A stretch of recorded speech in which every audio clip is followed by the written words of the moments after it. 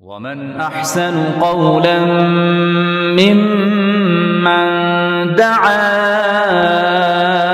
إلى الله وعمل صالحا وقال إنني من المسلمين.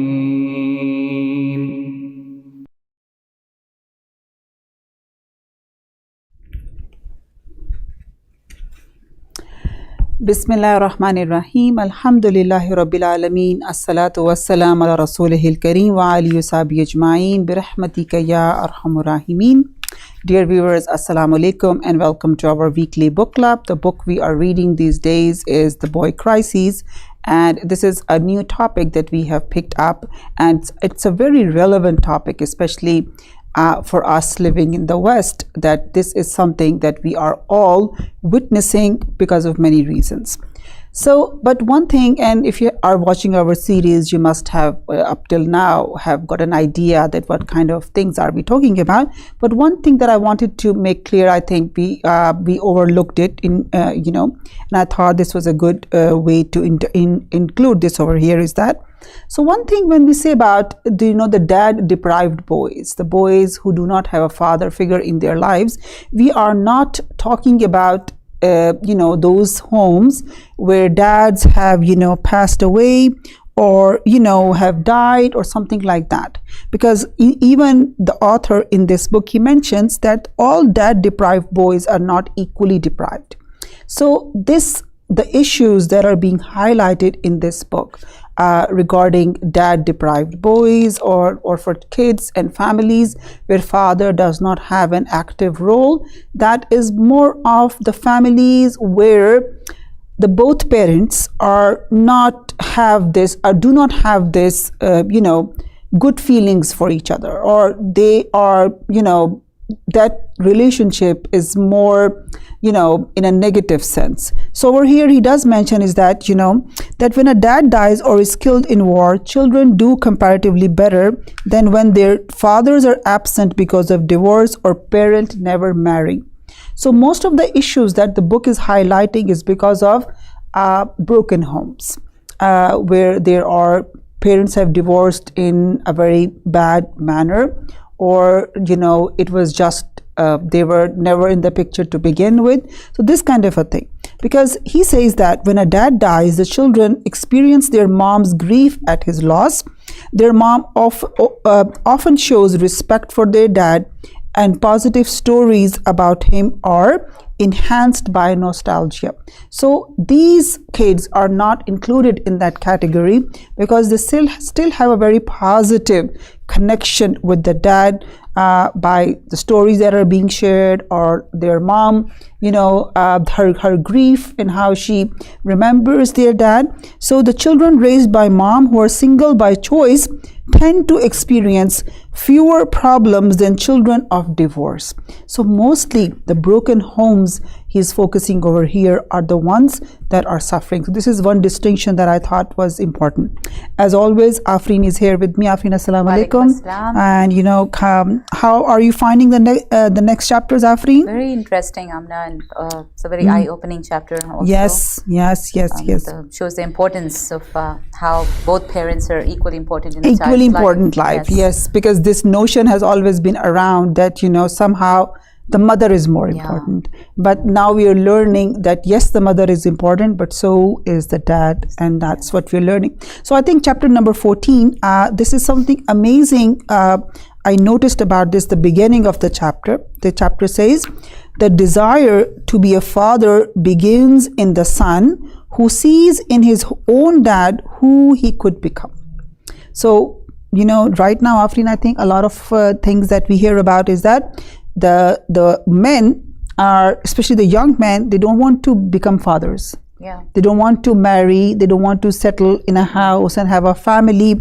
This is a big statistic, especially for millennials. Yes. And I think one of the reasons might be this, among many other reasons, that they don't see themselves becoming parents or becoming fathers because something did not happen right. Right.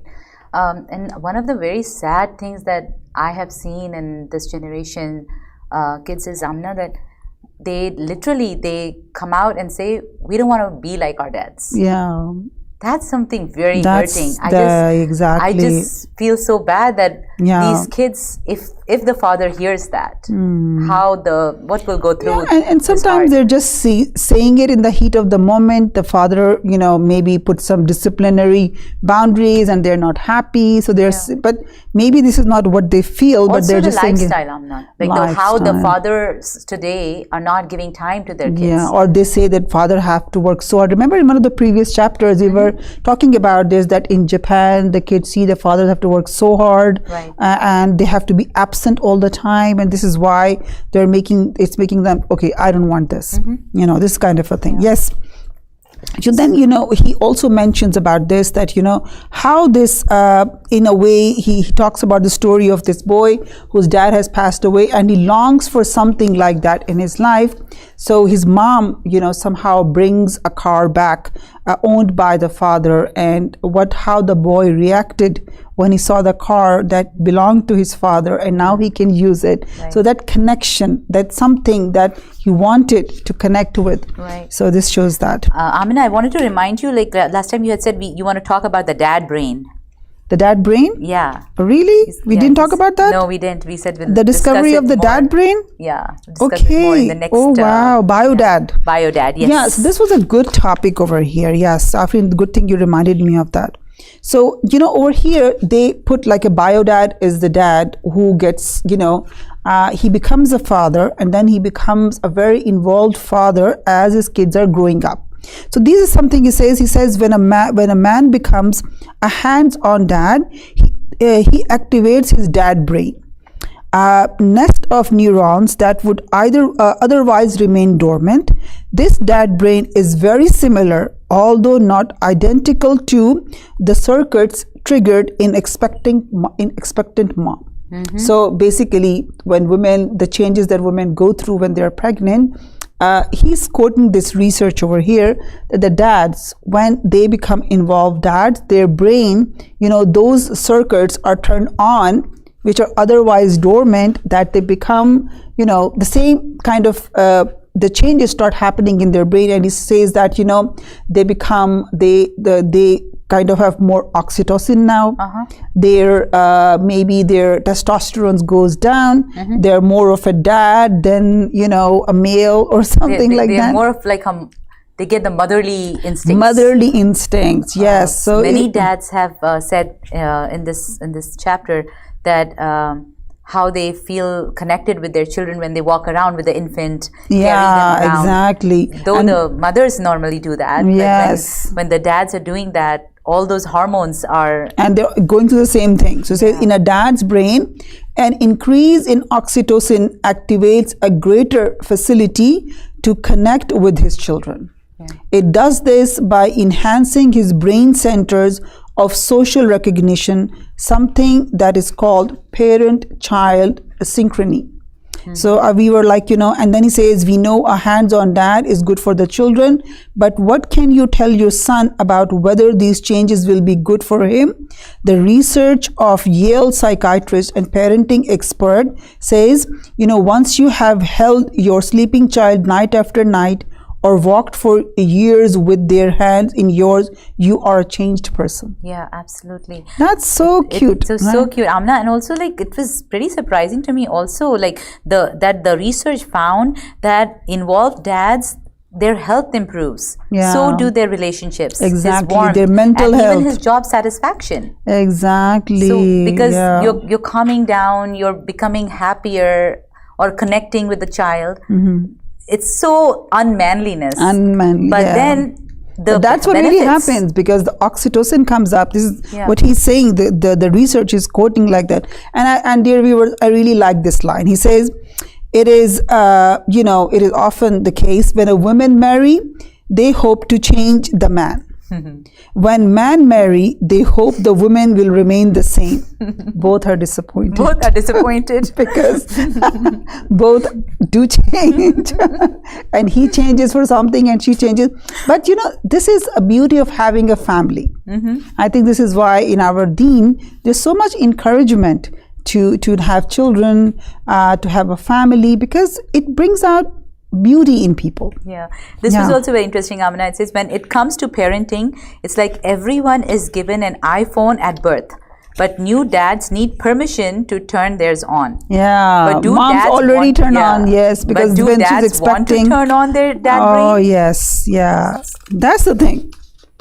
And this says, if your son chooses to be a primary parent when his children are young, will he feel weird? It depends on how he sees things. Yeah.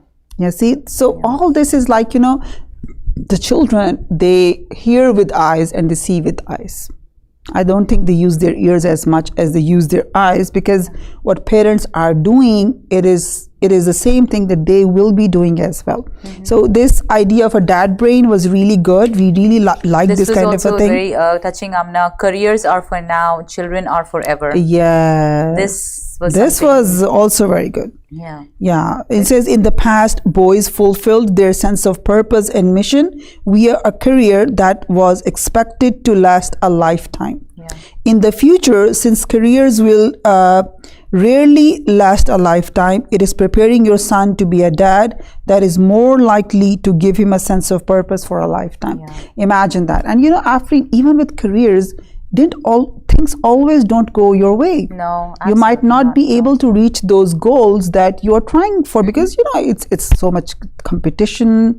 It's a world without emotions many times. So I think having more focus on the family will keep giving you that fulfillment.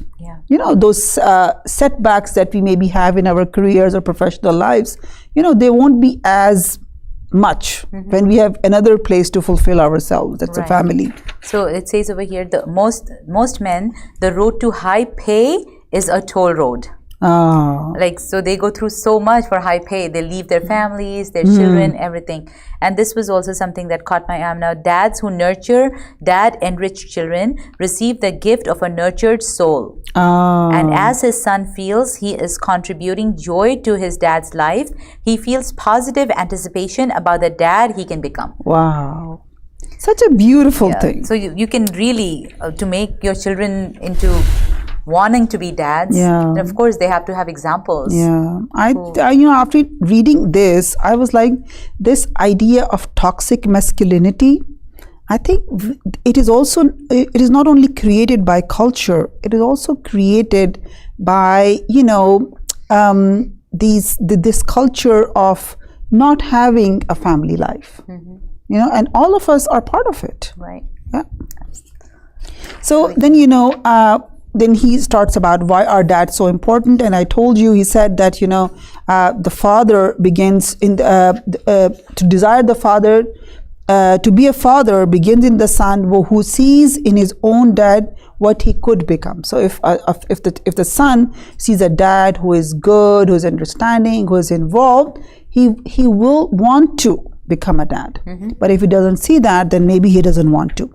Then he talks about the list a bunch of things that start with 15, generally applicable to your son's life. When does dad begin to matter? Or what dads do differently. So these are some of the things where dads will empower or affect the kids. School achievement, the 3 R's, school dropouts, employment, suicide, drugs, homelessness, bullying, victimization, violent crime, rape, poverty and mobility, hypertension, trust, and empathy. Empathy is something that is I think we really have to focus on. Yes. And after many times we have this idea, no, the empathy can come if, from the moms only. No, but over here they're saying from the dad. And I like this a lot. It says, a study of boys from similar backgrounds revealed that by the 3rd grade, the boys whose fathers were present scored higher. This was school achievement and even suicide. Living in a home without a dad is more highly correlated with suicide. And even bullying, the people who get bullied and the people who become bullies are also victims of this. Rape, among rapists who were specifically assessed as raping out of anger and rage, 80% came from father absent families. Can you believe this? This is like, and then you get into sicknesses like hypertension and all that. Yes, of course. Now they're saying, now think of litigiousness.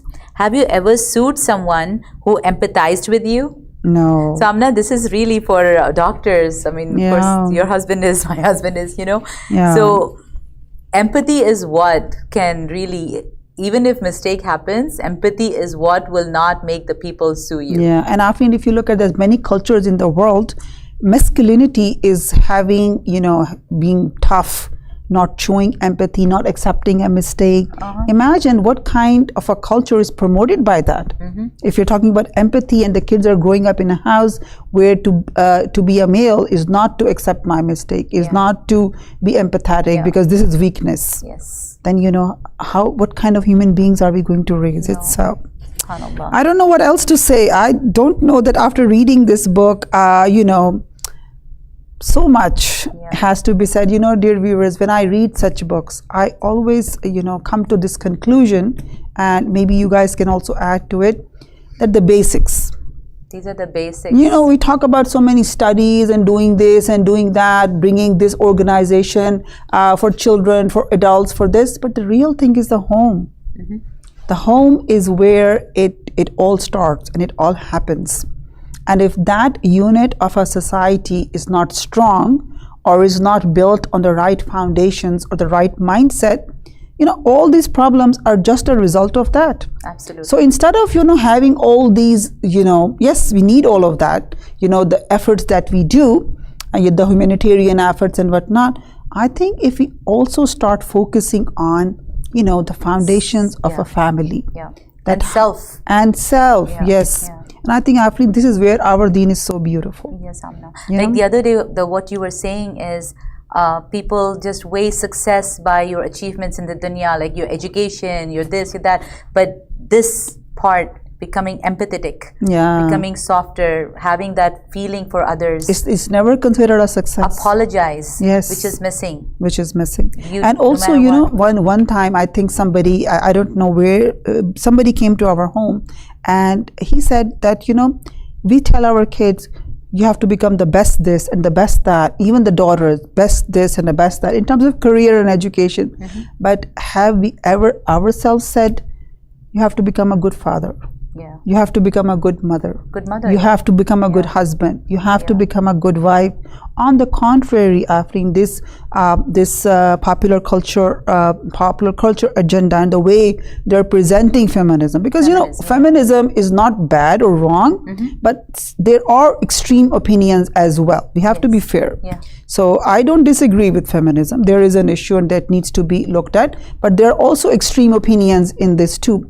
And these opinions and the way they are being presented are only going to create more of these problems. Absolutely. So yes, we agree with the problems that the feminism has come up with and they highlighted and they have shown. I totally agree with them. Those issues are there. But the solutions are something that are questionable. Amina, I always with this wave of feminism, I understand there are many injustices and all that in this world that has happened, which has brought this wave up. But now the way girls are or women are, I feel like we also are connected with men in so many different ways. Exactly. If we stand against them, who will be with them then? No, and this our sons, our brothers, our husbands, fathers, they're all men around. And if we become their enemy, how will it work? And Afreen, look at this example. One of my teachers, he used to give this example. He says, what if your mouth and your stomach start competing with each other? That's exactly what's going to happen to your health. Oh my God. So we have to work together. And I really like what Emma Watson, Emma Watson is what's the name of that? Harry Potter. And she presented the idea of feminism in the UN. If her speech is on YouTube, you can go listen. But I really liked the way she presented it. I really liked it. It was very balanced. And she came up with this movement in feminism, he for she. Oh wow! Like how he is needed to support she, and she is needed to support he. Absolutely. So she came up with feminism as, she said, today I'm going to invite all the men to this movement as well as he for she. I said this was a wonderful way to present it. Right. Honestly, Absolutely. I really like that. It's also interconnected, Amna. Now the way women have become like, why men? Why not women? For everything. I'm like, okay, it's okay if men get it now. Who are they going to share with? And we don't have to generalizing is always wrong. Yeah. I think it depends upon the individual. Yes, the cultures have issues. There are cultural issues that just make women suffer more, and this is where feminism was very helpful in highlighting those issues. There is no question about that. Absolutely. But we have to stay away from extremes. Yes. Yeah. Yes. We have to support each other, Amna. Yes. I Yes. understand. So the next topic was the prison time. But also I like this. It says, women may still marry a man who has little empathy if he has a lot of money. But if your son is less empathetic and also underemployed, Yeah. especially if he meets a woman who wants children, his chances of rejection are very high. So this is also a fact. Yeah. That women for financial security might marry a man who is less empathetic but very financially is sound. But if a man doesn't have both of them, Yeah. It's very important, Amna, because us as women, we look at that if this person is going to be the father of our children, then of course he should be empathetic. If he doesn't have that, then how will he take care of the children with you? Exactly. Yeah, and now more than ever, I think now in a time today where there's so much to look at in terms of raising your children, of course. So this was another good topic, is prison time. He says, prisons are centers for dad deprived male boys who never become men. That was very, and the prison population in US, especially for young men, is very high. And this is that when he is convicted, on average your son will receive a 63% longer sentence. Yeah. Then the gap is in sentencing is 6 times greater for men versus women. That is for black versus whites. Wow. All of this was So Amna, now what do we say about feminism here? Yeah, Boys are getting punished more. yes, exactly. Look, how's this justice now? No, it's not. This is what I'm saying. Yes, the movement has a place, and it has highlighted some amazing issues, and they were able to bring the attention, but extreme of everything is wrong. Yeah. So over here, Amna, it says, while speaking at a prison, I was struck by how many of the men that were dads who, when they heard how important dads are, told me that gave them reason to live and get out of prison. So I can teach my son how to not make the mistakes that I made. Oh my God. Isn't that amazing? Yeah. Sometimes, dear viewers, knowledge is so important. Sometimes people are, and I think this is most of the time. This is why, now I feel very empathetic towards people who don't know. Because what? People make mistakes many times because they don't know. No one ever told them. Yeah. This is the thing. True. We are quick to blame. Look, he did this and she did this. But many times people don't know. So, the next chapter is rediscovering dad. We will go over a little bit of that. Over here he says, as children from poor homes with fathers and discovered their mental health to be so much better than children from poor homes without dad. So over here he's saying that, so let's analyze that, is it only the dad deprivation that is causing, or are there other factors overlapping, such as poverty and bad schools and all of that? He says, yeah, but even in a poor household where the dad is present, but they don't have money, the kids are gonna do much better as compared to the poor homes, and also the dad is not present. Yeah. And same he says with the rich homes, a lot of money, no dad, is going to create problems. Yeah. Absolutely. Then even when race, education, income, and other socioeconomic factors are equal, living without dad doubled a child's chance of dropping out of high school. Doubled. And also he talks about the girls. He says, but not one daughter who had a good relationship with her biological father had a baby before the age of 19. So he's talking about these teenage mothers and very young teenage mothers, about 15, 14, things like that. Wow. It says most of them were girls who have no relationship with their dad. Yeah, this was a little eye-opening for me. Yeah, yes. Never thought that the way he quoted the statistics of all these girls who are having children without getting married are all dad deprived. Because Afreen, they are looking for that male figure, that male support in their life, right? Yeah. And they then get into these toxic relationships, and that's the thing. But just imagine, dear viewers, if we talk about the teenage pregnancies and what comes out of that, and all the social factors that come about because of these kids getting stuck into these teenage pregnancies. And imagine what society goes through. It is based upon this thing. Just imagine how much we can solve by just focusing on strong families. This is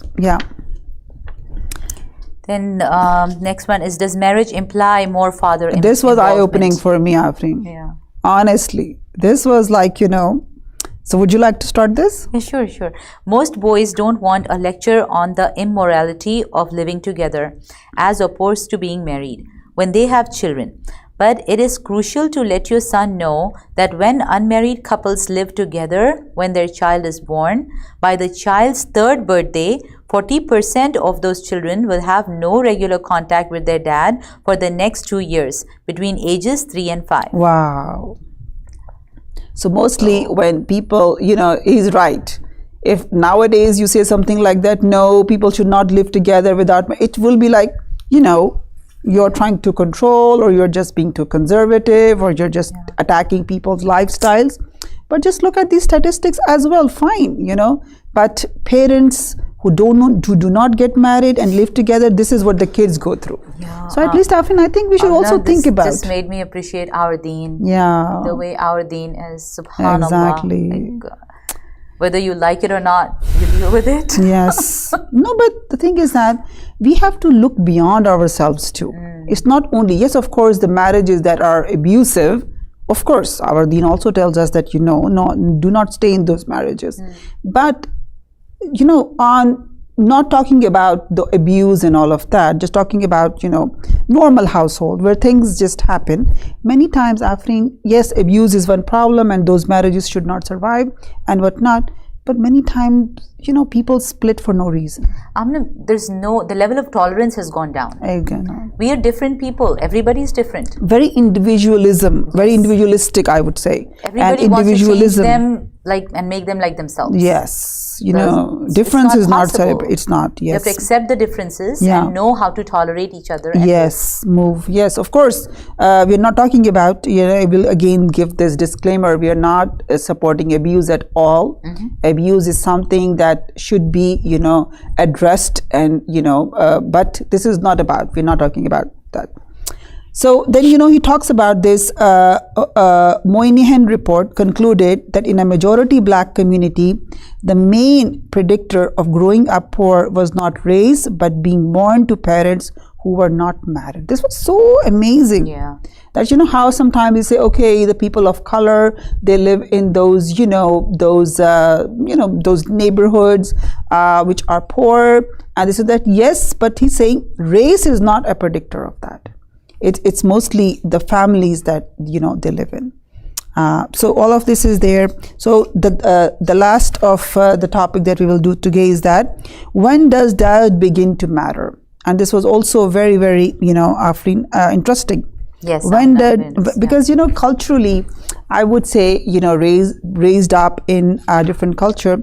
The idea that we always got was that dads become more important when the kids grow older. But now it is so it's saying that in the infant stages and all, yes, moms are some more important, but very soon dad's role comes in. But even after, if you look at that preconception even for health. Yeah. The dad's preconception diet may be as important as the mom's. For example, inadequate vitamin B9 damages sperm and results in a 30% increase in birth defects. Imagine that. Wow. So, dear viewers, we are none of us is an expert. None of us is a doctor. So, this is something we're quoting from the book. If you disagree because you are a doctor or you are a scientist and research in these fields, please go ahead. We are just quoting from the book. At birth, for adaptability, the more frequently a father visits the hospital of an infant who is prematurely born, the more quickly the infant leaves the hospital and better the infant's social personal development and ability to adapt. Wow. This is unbelievable. Playing a role, and they don't even know what role they're playing. Even he says a premature birth. Wow. So birth to first grade for IQ.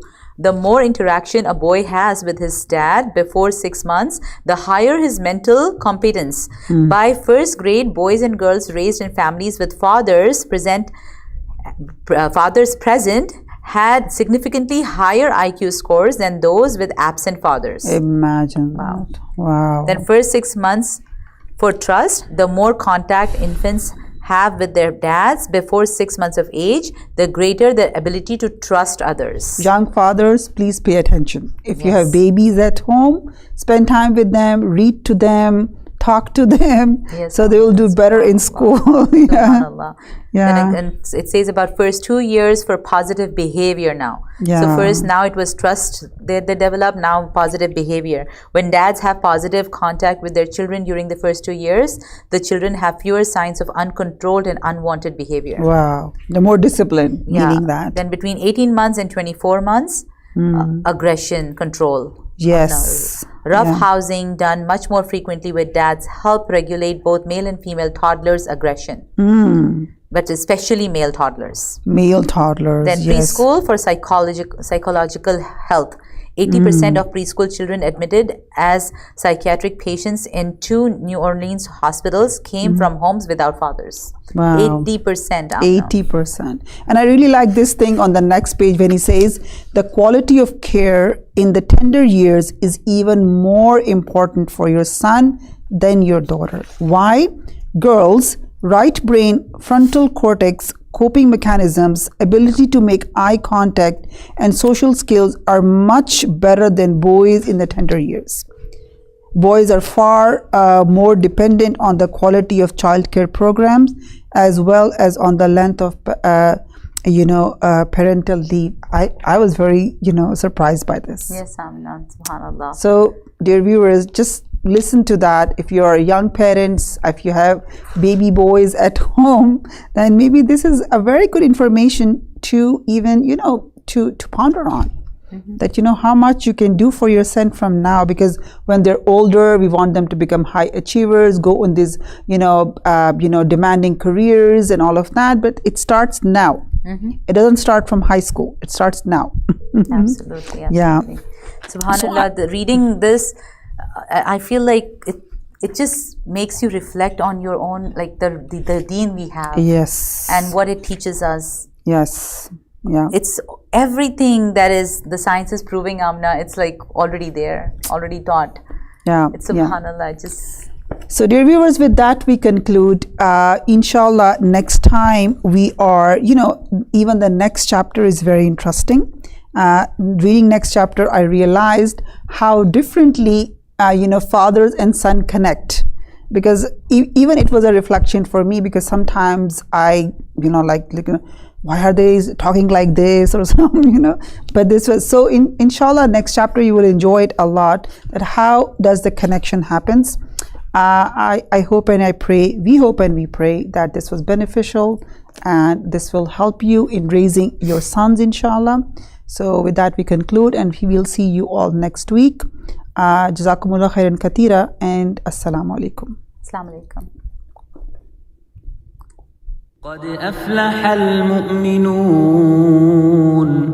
الذين هم في صلاتهم خاشعون والذين هم عن اللغو معرضون والذين هم للزكاة فاعلون والذين هم لفروجهم حافظون إلا على أزواجهم أو ما ملكت أيمانهم فإنهم غير ملومين.